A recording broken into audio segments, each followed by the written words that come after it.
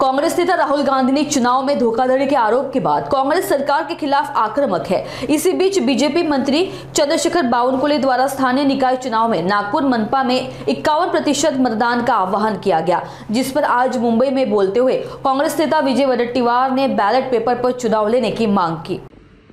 सध्या चोरी तर चोरी आणि वरून सिरजोरी, राहुलजींनी मतचोरी उघड केली आणि त्यावेळेस भारतीय जनता पक्षाने उत्तर देणं सुरू केलं, जसे काही हे निवडणूक आयोगाचे वकील आहे।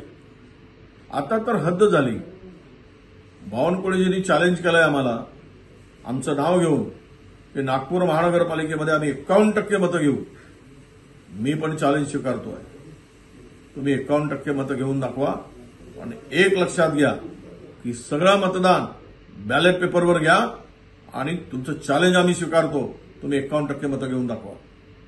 जर तुमच्यात हिंमत असेल नागपूर महानगरपालिकेमध्ये 51% मतं घ्यायची आणि तुम्ही इमानदारीने जर या निवडणुका जिंकत असाल तर मग होऊन जाऊ द्या दूध का दूध पाणी का पाणी। आणि बॅलेट पेपर निवडणुकीची तुमची हिंमत आहे का?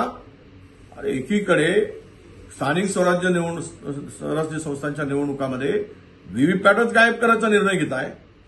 मग इथेच या संदर्भातली तुमची भूमिका इमानदारीची आहे की मतचोरीची आहे स्पष्ट होते।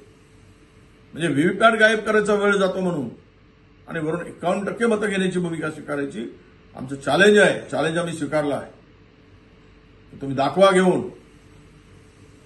पण ते सगळ्या निवडणुका या बॅलेट पेपरवर घेण्याची हिंमत करून दाखवा, मग लोकांना पटेल सच्चाई क्या है, सत्यता काय है।